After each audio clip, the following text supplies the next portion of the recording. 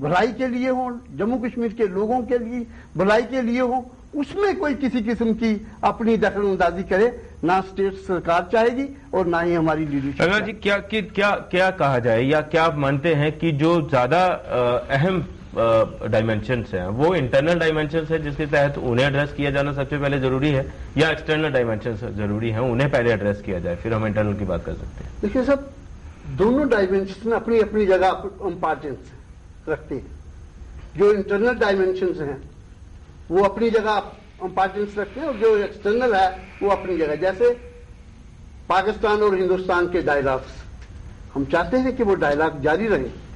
और कहा जाता है, जैसे कहा जाता है कि भाई दोस्त बदले जा सकते हैं, पड़ोसी बदले नहीं जा सकते। लिहाजा वो जो एक डायलॉग है, हम तो चाहते हैं कि पड़ोसियों के साथ अच्छे तल्लुकात हो, अच्छा उनके साथ व्यवहार हो, हमारी तरफ से भी और उनकी तरफ से भी। और इसीलिए हम चाहते हैं कि ये इनके जितने भी, चाहे चाइना है, चाहे पाकिस्तान है, चाहे बर्मा है, चाहे कोई भी हो, पड़ोसी के साथ हमारे तल्लुकात अच्छे होने चाहिए। और नेशनल कॉन्फ्रेंस का यही कहना है कि पाकिस्तान के और हिंदुस्तान के जो डायलॉग हैं वो जारी रहने चाहिए ताकि एक्सटर्नल डायमेंशन में कोई प्रॉब्लम जो है वो आपस में दूर। इसके साथ साथ ही जो फार्मूले सुझाए जाते हैं, चाहे वो ऑटोनॉमी हो या सेल्फ रूल हो, और उनको ये कहा जाता है कि इन्हीं फार्मूलों से जो है वो अल्टीमेट सोल्यूशन ऑफ कश्मीर जो है वो पॉसिबल है। देखिए साहब, नेशनल कॉन्फ्रेंस का मौक़िफ़ ऑटोनॉमी है। उनका कहना, हमारा कहना यह है कि 53 के बाद जो सिलसिला टूटा जी, उसके साथ, और ये नहीं कहा कि नेशनल कॉन्फ्रेंस ऑटोनॉमी भी, और अगर कोई बेटर सोल्यूशन आप चाहते हैं जी, हमारा तो ये भी मौक़िफ़ है कि अगर इससे भी कोई बेटर सोल्यूशन हो तो कश्मीर के बारे में वो लोगों के सामने रखा जाए। लेकिन ऑटोनॉमी हमारा यही मौक़िफ़ है कि जम्मू कश्मीर के अंदर अगर हालात सुधारने चाहते हैं तो ऑटोनॉमी को ये इंटरनल डायमेंशन को एड्रेस करने का एक सबसे बेहतर फार्मूला जो बताया जाता है। हर्षदीप सिंह जी, यहाँ जैसा अभी जो बात चल रही है और जिस तरह से ये सारी बातें कही जा रही हैं, अभी जो इंटरलोक्यूटर्स की तरफ से जो बात कही गई, जिसमें जो 590 डेलीगेशंस मिले और 4000 के करीब लोग मिले, 10 दौरे जो किए गए, और ये कहा गया कि जो ओवरवेलमिंग रिस्पॉन्स है, ये overwhelming majority of the voice है, वो ये है कि ट्राइफरकेशन किसी भी तरह से नहीं हो सकती, उसकी कोई गुंजाइश नहीं है। जहां तक हमारी जानकारी है, पार्टी पुनर्गठन की मांग करती है, ट्राइफरकेशन की मांग करती है, सेपरेट असेंबली की मांग करती है। ऐसे में ये बातें और इंटरलोक्यूटर्स के तर्क आपको लगता है कहीं क्लैश करते हैं? देखिए, मैं ये कहूंगा कि सुनवाई से पहले फैसला देना जो है वो जायज नहीं होगा। अभी इंटरलोक्यूटर्स का जो डायलॉग का प्रोसेस है लोगों के साथ, वो अभी चल रहा है। उनको और लोगों से मुलाकात करनी है, और जैसे उन्होंने कहा कि सितंबर तक उनको लोगों से इस चर्चा को आगे बढ़ाए रखना है, उनसे बातचीत चलनी है। अनफॉर्चुनेट एस्पेक्ट ये रहा है इस सारी प्रक्रिया का, इस सारी एक्सरसाइज का, इस सारे प्रोसेस का, कि उन्होंने अपने व्यूज जो है वो ज्यादा देने की कोशिश की है बजाय इसके कि वो लोगों की बात को सुने। लोगों की जो सजेशंस हैं उनको वो सुने और उसके बाद किसी निष्कर्ष पर पहुंचे जब सारा प्रोसेस जो है वो कंप्लीट हो चुका होगा। और फैसला लेना जो है वो उनके अख्तियारात में नहीं है, उनको रिपोर्ट करनी है होम मिनिस्ट्री को, जहां पे इन सारे सजेशंस को कंसोलिडेट किया जाएगा और कोई फार्मूला अगर वो निकल सकता होगा तो उसको इवॉल्व किया जाएगा। जी, हमें लगता है जैसा ऑल पार्टी डेलीगेशन जब आया, जब ड्यूरिंग कश्मीर टर्मोइल, और जिस तरह के जो different opinion, different shades of opinion जो है वो दिखाई दे रहे थे, और तब एक कंक्लूजन साफ तौर पर दिखाई दे रहा था कि ऑल पार्टी डेलीगेशन कोई एक कंक्लूसिव रिपोर्ट जो है वो तैयार नहीं कर पाएगा, और सिर्फ कुछ रिकमेंडेशंस, कुछ फार्मूले सुझाए जा सकते हैं, एक कंक्लूसिव रिपोर्ट नहीं बना पाएंगे। और वैसा ही देखने को मिला, एक राय, एक मत उसमें नहीं दिखा, और उसके बाद 8 सूत्री फार्मूला नहीं। अभी जैसा इंटरलोक्यूटर्स का जो पूरा प्रोसेस है और डिफरेंट शेड ऑफ ओपिनियंस जो है वो सामने आ रहे हैं, या डिफरेंट कंटूर्स जिस तरह से जो है वो जुड़ते चले जा रहे हैं, पॉलिटिकल लेवल पे हो, सोशल लेवल पे हो, फाइनेंस इकोनॉमिक लेवल पे हो, कल्चरल लेवल पे हो, तो जब इतने शेयर्स ऑफ ओपिनियन जो है वो निकल कर आएंगे तो इसकी गुंजाइश बहुत कम रह जाती है कि कोई कंक्लूसिव जो रिपोर्ट है या डॉक्यूमेंट है वो इंटरलोक्यूटर्स बना पाए और उसके मुताबिक आगे अमल हो या सिफारिशों पर ध्यान दिया जाएगा। देखिए, एक कंप्लीट कंसेंसस की अगर हम बात करें तो वो निकलना बहुत मुश्किल होगा, वो एक असंभव सी बात होगी। जैसे आपने देखा कि डिफरेंट पॉलिटिकल पार्टीज जो हैं वो अपना अपनी आइडियोलॉजी को लेके चल रहे हैं, अपने अपने मैनिफेस्टो को लेके चल रही हैं, उनका अपना एक सोच है। नेशनल कॉन्फ्रेंस ऑटोनॉमी की बात करती है, पीडीपी जो है उनका अपना एक डॉक्यूमेंट है, सेल्फ रूल की बात करती है, सेपरेटिस्ट जो है उसमें कुछ इंडिपेंडेंस की बात करते हैं, कुछ पाकिस्तान की बात करते हैं। हमारी पार्टी जो है वो रीऑर्गेनाइजेशन की बात करती है। इसी तरह से अग्निशेखर जी की जो संस्था है उनका अपना एक नजरिया है। लद्दाख वाले जो है वो यूनियन टेरिटरी की बात करते हैं। तो अगर हम ये कहें कि अगर हम एक कंसेंसस इसमें उभार लें डिफरेंट पॉलिटिकल या सोशल ग्रुप्स में तो वो मुमकिन नहीं होगा। लेकिन बहुत सारे ऐसे इश्यूज निकल सकते हैं जहां पे कंसेंसस हो भी सकता है डिफरेंट पॉलिटिकल पार्टीज का। गवर्नेंस के ऊपर हो सकता है, रीजनल जो एस्पिरेशंस हैं डिफरेंट रीजन्स की उनको एड्रेस किया जा सकता है कि कश्मीर के लोगों की जो मेजर कंसर्न्स हैं उनको एड्रेस किया जा सकता है। जम्मू के लोगों के जो मेन कंसर्न्स हैं, जो उनकी प्रायोरिटी है और जहां लगता भी है कि एक कंसेंसस सा है रीजन लेवल के ऊपर, उन इश्यूज को एड्रेस किया जा सकता है। लद्दाख के लोगों को इसी तरह से पूछा जा सकता है कि आपके प्रायोरिटी एरियाज क्या है, प्रायोरिटी कंसर्न्स क्या है, और उनको एड्रेस किया जा सकता है। लेकिन ऐसा लगता नहीं है। अगर आप कल का रिपोर्ट देखें इंटरलोक्यूटर्स का, उनका जो स्टेटमेंट देखें, उसमें उन्होंने 3-4 बातें ऐसे कही हैं जिससे ऐसे लगता है कि उनका टोटल फोकस जो है वो कश्मीर के ऊपर है। उन्होंने 4 बातें जो कही हैं, जो मैंने देखा, जो उसमें उन्होंने कहा है जनाब बहुत अच्छी बातें जो हुई हैं, जो पॉजिटिव बातें हुई हैं, वो ये है कि टूरिस्ट बहुत आ रहा है, यानी कि उनका इशारा जो है वो सीधा सीधा कश्मीर की तरफ है। दूसरा उन्होंने कहा अमरनाथ यात्रा में बहुत अच्छा रिस्पांस है। तीसरा उन्होंने कहा कि कल्चरल एक्टिविटी जो है वो रिवाइव वहां हो गई है। चौथा उन्होंने कहा पंचायत इलेक्शंस जो है उसमें बड़ी भारी, ये सारी चीजें जम्मू और लद्दाख में ये प्रॉब्लम्स नहीं थी। लेकिन ऐसे लगता है कि उन्होंने कश्मीर को एड्रेस, उनके सबकॉन्शियस माइंड में ऐसे लगता है कि सिर्फ एक रीजन ही है, दूसरे रीजन से वो बात तो कर रहे हैं लेकिन कभी जम्मू के रीजन के लोगों की समस्याओं का जिक्र उनकी प्रेस कॉन्फ्रेंस में नहीं हुआ। तो क्या माना जाए कि उनकी बात में नहीं हुआ। जैसा एक चर्चा में हमने ये बात कही थी कि आज जो है वो आज के परिप्रेक्ष्य में, आज के संदर्भ में कश्मीर का जो बुनियादी इशू था उसके कंटूर्स, उसकी डायमेंशन जो है वो आज बदल चुकी है। लेकिन क्या ये एक दुविधा है कि आज भी कश्मीर इशू को उसी चश्मे से देखा जाता है जबकि पूरा प्रोसेस, उसके कंटूर्स, उसकी डायमेंशन जो बदल चुकी है उसके मुताबिक चल रहा है। जैसा रीजनल एस्पायरेशंस को फुलफिल किया जाए, फाइनेंशियल पावर्स दी जाए, एडमिनिस्ट्रेटिव पावर्स दी जाए, पॉलिटिकल शेयरिंग जो है वो बराबर रहे, ये वो बदले हुए कंटूर्स हैं कश्मीर इशू के, ये वो बदली हुई डायमेंशन है कश्मीर इशू की। लेकिन इसके बावजूद भी, इसको एड्रेस करने के बावजूद भी ये निश्चित तौर पर रहेगा कि अब भी कश्मीर इशू जो है वो बाकी है और उसको एड्रेस करने के लिए, उस वहां तक पहुंचने के लिए ये सारा प्रोसेस चलाया जा रहा है। चेंज्ड सिनेरियो में जिन इश्यूज को हमें एड्रेस करना था वो हम नहीं कर पा रहे। हमने जो एक समाधान जो एक पेश करने की कोशिश की है कि रीऑर्गेनाइजेशन में आप अलग अलग असेंबलीज अगर आप देते हैं, जम्मू के लोगों को भी हक मिलना चाहिए कि वो अपना फैसला खुद ले सके, अपने कंसर्न्स को अपनी असेंबली के अंदर एड्रेस कर पाए। बहुत बड़ी एक रिजेंटमेंट है यहां रीजन के अंदर भी कि यहां के लोगों को उनके जो इश्यूज हैं उनकी तरफ सरकारों का ध्यान नहीं रहा है, चाहे वो जम्मू कश्मीर की सरकार रही हो, चाहे वो दिल्ली की सरकार रही हो, चाहे वो एम्प्लॉयमेंट रिलेटेड इशू रहा हो, चाहे वो डेवलपमेंटल रिलेटेड इशू रहा हो। कश्मीर में भी एक समस्या हम समझते हैं कि बेहतर गवर्नेंस देके हम काफी हद तक ये जो क्राइसिस है, इससे हम निपट सकते हैं। कहीं ना कहीं ये समस्या जो है वो मिस गवर्नेंस से भी जुड़ी हुई है, लैक ऑफ गवर्नेंस से भी जुड़ी हुई है। और इसका सबूत आपको देखने में मिलेगा कि जिस तरह से पंचायत में अगर यहां इतनी एलिनेशन होती कश्मीर के अंदर, तो पंचायत के अंदर इतनी बड़ी तादाद में लोग वोट डालने के लिए नहीं आते।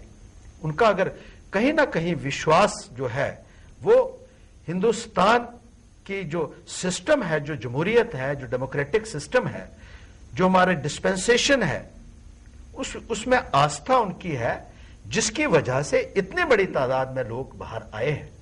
और उस विश्वास को बहाल रखने के लिए यह भी जरूरी है कि एक अच्छी गवर्नेंस भी हम वहां दे पाए।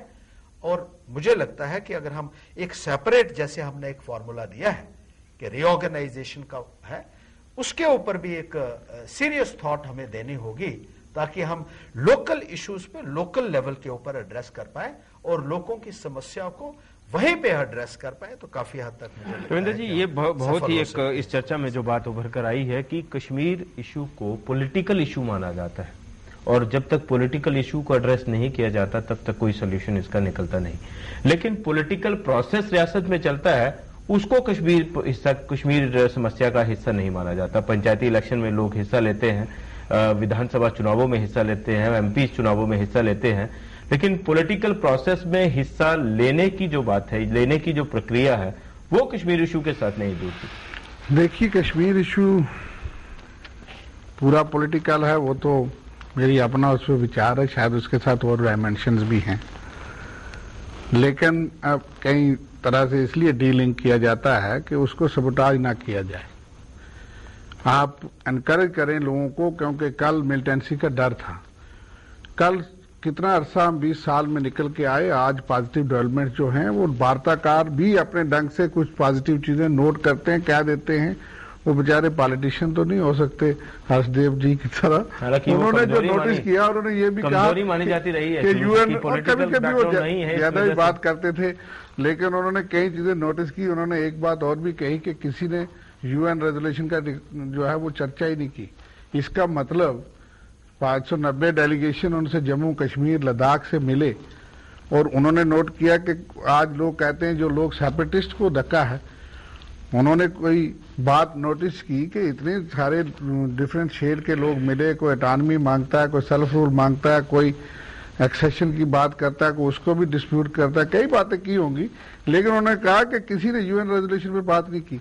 अगर आप माइन्यूटली देखें, उन्होंने जो नोटिस किया उन्होंने क्या दिया, उन्होंने ये भी कहा कि पंचायत और लोकल सेल्फ इंस्टीट्यूशंस को एम्पावर करने की चर्चा पंचों सरपंचों ने की, वो भी एक पॉजिटिव बात है।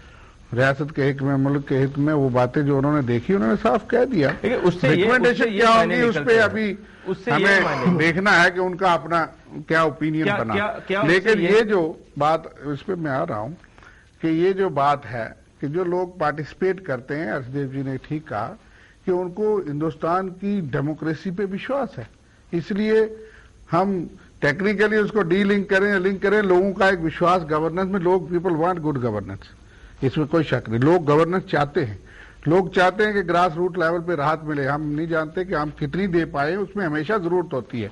हमें ये नहीं कह देना चाहिए कि हम सबसे बेहतर, मैं भी गवर्नमेंट का उतना हिस्सा हूं, मैं रतनलाल गुप्ता जी दोनों, लेकिन हम ये समझते हैं कि there is always scope for improvement. हमें हर चीज को और बेहतर तरीके से लोगों पे जाने की जरूरत होती रहती है।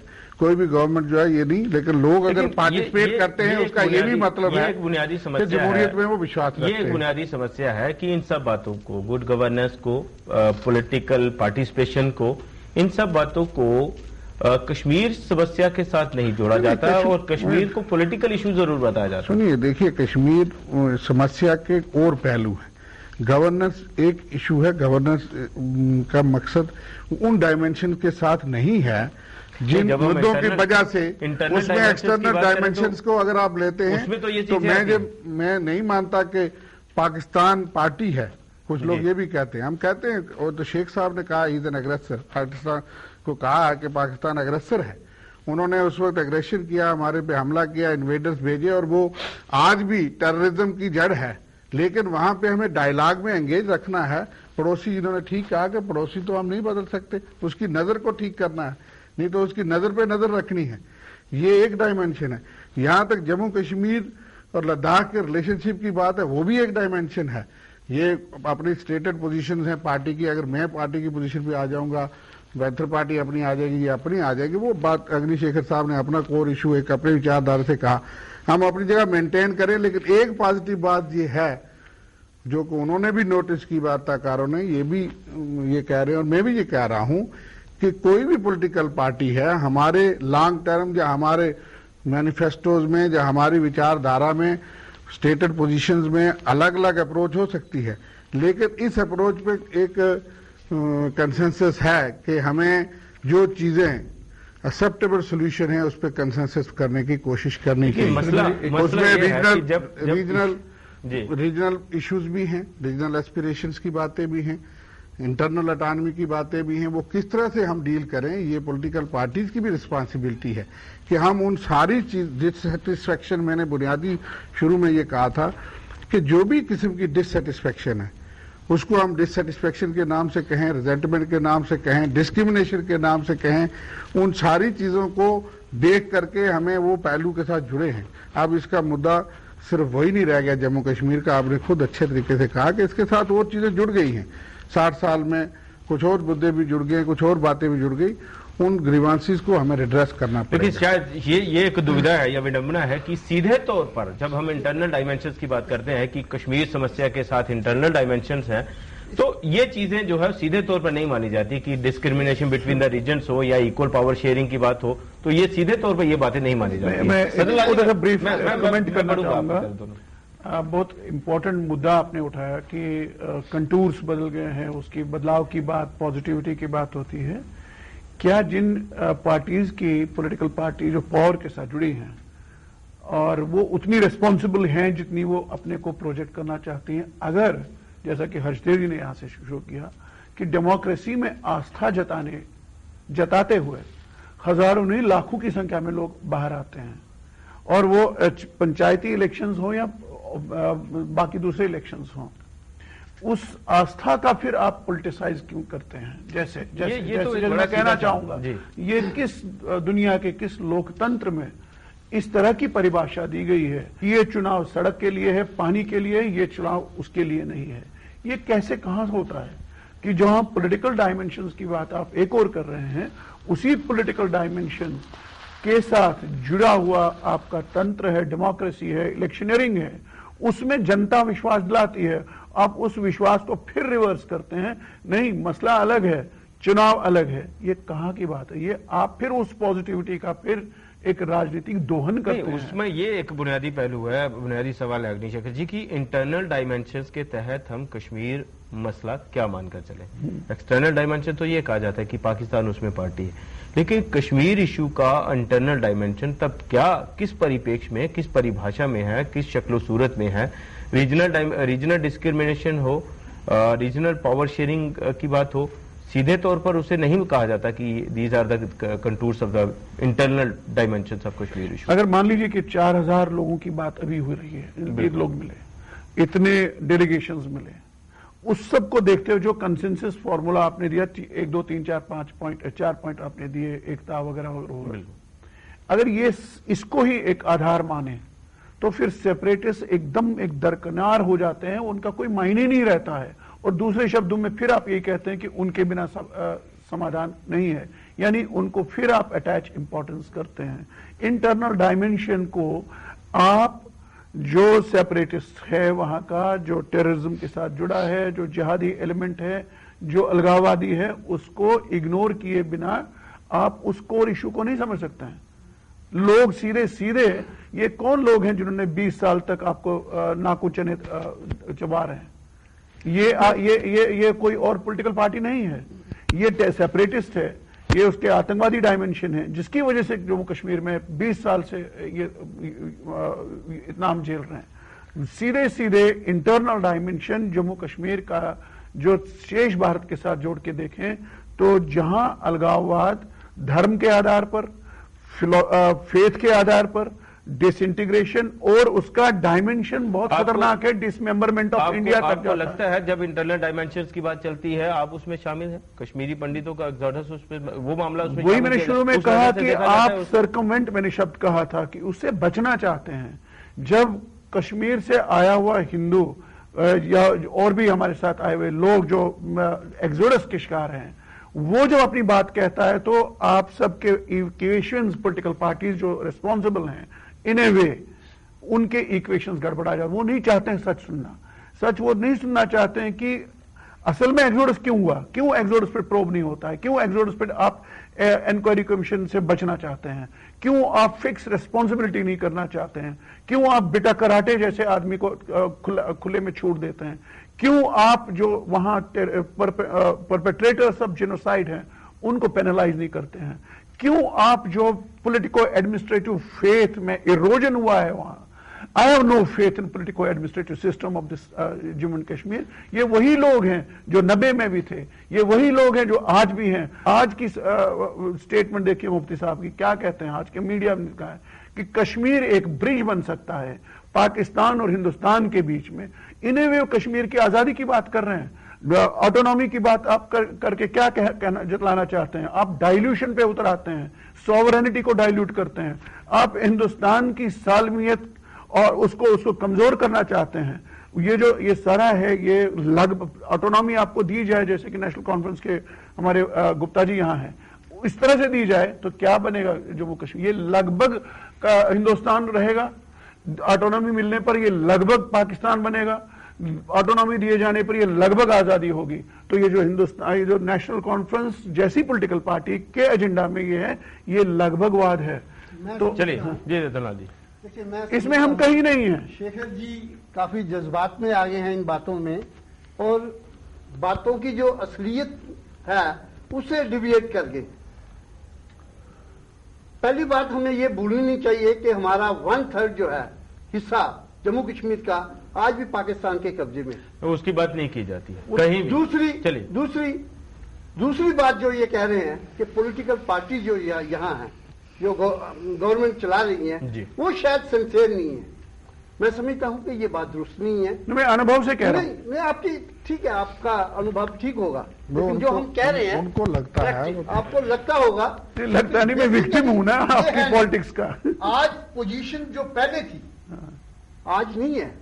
आप भी कश्मीर के अंदर घूमिए, कोई आदमी पूछने वाला नहीं, झूठ मत। सुनिए, ये मिसइंटरप्रिटेशन। आज आपके 1800 के बच्चे करीब ये सर्विस कर रहे हैं। ये पॉलिटिक्स है नेशनल कॉन्फ्रेंस की। नो गुप्ता जी, नहीं गुप्ता जी, गुड गवर्नेंस की वजह से नहीं, ओनली गुड गवर्नेंस गलत बयान। कश्मीर के अंदर 13 दिन के अंदर रमननाथ यात्री 20,000 ये 7 लाख कश्मीरी पंडितों की बात, इस वक्त टूरिस्ट, ये 1100 पंडितों की बात नहीं है, 7 लाख कश्मीरी पंडितों की बात है। आपको ऐसा एक्सप्लॉइट नहीं करना चाहिए। अगर हालात अच्छे हो रहे हैं तो आपको उसको सपोर्ट करना चाहिए। हम करेंगे, लेकिन नहीं है, इस ढंग से नहीं करेंगे। ये तो एक्सप्लॉइटेशन की बात है। ये 55,000 परिवारों करने की बात हुई। ये आज हालात अच्छे हो रहे हैं। आप पैकेज में बात कर रहे हैं ना? मेरी सुन लीजिए, बताइए। आज जम्मू कश्मीर के जो पिछले साल हालात है, इस साल नहीं है। मेरे लिए क्या बदले हैं मुझे बताइए ना। आपके लिए जो हो रहा है वो सेंट्रल गवर्नमेंट भी दे रही है और हम भी दे रहे हैं। नहीं, हालात क्या बदले हैं? हालात मेरे लिए क्या बदले हैं? आप फर्स्ट क्लास इस वक्त आपकी कॉलोनी बन गई है। बहुत से दोस्त हमारे जो फैमिली, मैं 55,000 फैमिलीज की बात कर रहा हूँ गुप्ता जी। आहिस्ता आहिस्ता ही है, आहिस्ता एक दिन में तो रोम 2 जनरेशन मेरी निकल गई। मैं रोम, ये रोम नहीं है। आप मुझसे 3 साल का हिसाब पूछ सकते हैं कि गुप्ता साहब 3 साल के अंदर आपने क्या किया। मैं आपको एक दिन का हिसाब बताइए ना मुझे। वही तो मैं कह रहा हूँ, वही कह रहा हूँ कि साहब पिछले साल की हालत को देखिए और आज की हालत को देखिए। आप कह रहे हैं मुद्दे जहां तक हमारी जो नेशनल कॉन्फ्रेंस का मौकफ है ऑटोनॉमी का, वो तो हम चाह रहे हैं कि हिंदुस्तान के कॉन्स्टिट्यूशन के विदिन जो भी मुमकिन हो हमें दीजिए। नंबर 1। नंबर 2, जो आप कह रहे हैं कि ये पाकिस्तान बन जाएगा, लगभग नेशनल कॉन्फ्रेंस, आप लगभग की बात करें। नेशनल कॉन्फ्रेंस वो पार्टी है जिसने 2 कौमों की थ्योरी को नकारा था, और अगर उस वक्त चाहते तो पाकिस्तान में जाने के लिए कश्मीर को कोई नहीं रोक सकता। वो अलग इशू है। अभी की बात कर नेशनल कॉन्फ्रेंस को गाली दे रहे हैं, नेशनल कॉन्फ्रेंस की लीडरशिप को गाली दे रहे हैं। लीडरशिप गलत मत सुधर रहे हैं। आप अगर सुधर रहे हैं तो आप इसको ताउन देना। कश्मीर की हिंदू माइनॉरिटी के लिए नहीं सुधर रहे हैं। Don't try to hoodwink. मैं कहता हूँ ये 7 लाख लोगों की टोटल रिटर्न की बात। आज जो अमरनाथ यात्री वहां पहुंच रहे हैं वो हिंदू है या मुसलमान है? मुझे कहिए क्या मैं वहां जाकर के नहीं जा सकती? नहीं, हालत बंद है। हम फिर कहने के अभी कंडीसिव नहीं है। कब होंगे? हालात सुधरे 20 साल हो गए। हमारी तो 3 साल की हुई ना। आप ही सबको राज करते रहे। ये एक बड़ा पहलू है कि इंटरलोक्यूटर्स को अपॉइंट करना, और ये पूरा प्रोसेस जो है वो इसलिए सरकार ये कह रही है कि इसलिए भी संजीदा है, एक बहुत बड़ा प्रोसेस है, और कश्मीर इशू को एड्रेस करने के लिए या वहां तक पहुंचने के लिए। इसके साथ साथ ही इससे पहले थोड़ा सा हम चलें तो केंद्र सरकार इसलिए कंफ्यूजन में ये कहा जा रहा है बार बार कि खुद ही अपनी बातों को कॉन्ट्रडिक्ट करती हुई दिखाई देती है। जब ऑल पार्टी डेलीगेशन आया था और जो टर्मोइल था, तब ये कहा जाता रहा, गृह मंत्री पी चिदम्बरम ने बार बार कहा कि चूंकि इसका यूनिक हिस्ट्री है इसलिए यूनिक सोल्यूशन होगा, या क्वाइट डिप्लोमेसी जैसी बातें चलती रहीं, और इंटरलोक्यूटर्स के प्रोसेस में ये बदले हुए कंटूर्स के मुताबिक काम किया जा रहा है। कहीं ना कहीं ये बातें जो है वो एक दिशा में एक सटीक रास्ते पर नहीं दिखाई देती। नहीं सुरेंद्र जी, मैं तो इसको एक ही दिशा में देखता हूं कि भाई कोई भी क्वाइट डिप्लोमेसी हो, वो उस वक्त एक टर्माइल की सिचुएशन थी। पूरे जो हमारा पॉलिटिकल शेड है कंट्री का, वो सारी लीडरशिप को यहां लाया गया, क्योंकि उस वक्त जो माहौल था, उस माहौल के वक्त उनको लगा कि पूरी लीडरशिप यहां आई है इस चीज को, इस समस्या को अंडरस्टैंड करने में, और एक बहुत ही एफर्ट, सिंसियर एफर्ट था। और वहाँ डिफरेंट पॉलिटिकल पार्टीज की जो टॉप लीडरशिप थी वो आई, उन्होंने बड़े अच्छे ढंग से उस वक्त बात की। और उसके बाद क्वाइट डिप्लोमेसी में भी कई बार जो है वो सेटबैक होते हैं, लेकिन गवर्नमेंट ऑफ इंडिया कई लेवल पे कई एफर्ट करती है, शायद कई चीजों का हमें पता भी नहीं होगा, लेकिन सामने जो नजर आता है उसमें यही एफर्ट रहती है कि ये प्रक्रिया जो है ये कामयाबी की ओर चले। हम उन तमाम चीजों को, कम्प्लेक्स प्रॉब्लम मैंने भी कहा, उन्होंने कहा यूनिक प्रॉब्लम है। जहाँ जम्मू में आप देखें, जहाँ प्लुरलिस्टिक हम कहें, हेट्रोजिनिटी कहें, हम रीजन एक हैं, उसके बाद भी कई चीजें निकलती आती हैं, हमारे एथनिक कल्चरल कई बातें, उन सारी चीजों को अंडरस्टैंड करना है, और फिर territorial integrity of Jammu Kashmir को हमें मेंटेन करके तीनों रीजन्स की एस्पिरेशंस को अंडरस्टैंड करके आगे बढ़ना है।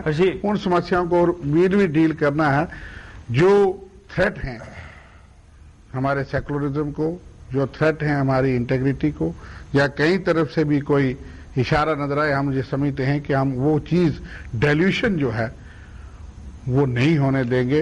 अग्निशेखर साहब बिल्कुल में जरूर कहते हैं ये 60 साल से ये साजिश है, और उसमें हम ये समझते हैं कि हमारी दिशा जो है वो डगमगाएगी नहीं। जी बिल्कुल, कुल शब्दों में ये एक ultimate solution of the Kashmir issue regarding internal dimension.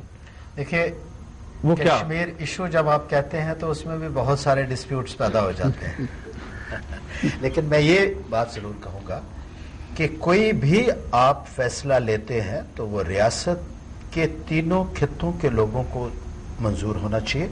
It should be acceptable to all the 3 regions of the state, and it should have the endorsement of the people of the Indian union. जब तक ये नहीं होगा तब तक मैं समझता हूं कि वो कोई भी फार्मूला जो है वो सक्सेसफुल नहीं हो सकता। तो उसका फार्मूला आप बताते हैं, सेपरेट असेंबली होनी चाहिए, रीजनल जो एम्पावरमेंट है या ऑटोनॉमस स्टेटस है वो मिलना चाहिए, असेंबली से अलग होनी चाहिए, और ताकि हर रीजन के लोगों को अपना फैसला लेने का अख्तियारात जो है वो मिल सके, और अपनी मुश्किलातें, अपने प्रॉब्लम्स जो हैं वो उनको अभी तक जो है वो सॉल्व कर सके अपने रीजन। अभी तक के प्रोसेस में इसकी गुंजाइश बिल्कुल कम है या ना के बराबर। सजेशन देने में इनको क्यों रोका? ये तो फार्मूला मुझे इससे इतनी उम्मीद नहीं है जो इस वक्त तक जो प्रोसेस चल रहा है। आने वाले वक्त में भी मुझे नहीं लगता है कि इससे कुछ ज्यादा उम्मीद जो है वो आने वाले वक्त में बांधी जा सके। चलिए, फिलहाल आज की जो हम चर्चा लेकर चले थे कि वार्ताकार दल का नियुक्त होना और ये पूरा प्रोसेस चलना, और जैसा आमतौर पर कहा जाता है कि दूध का जला छाछ भी फूक फूक कर पीता है। पिछले एक्सपीरियंस कश्मीर इशू को लेकर केंद्र सरकारों के रहे हों या राज्य सरकारों के रहे हों,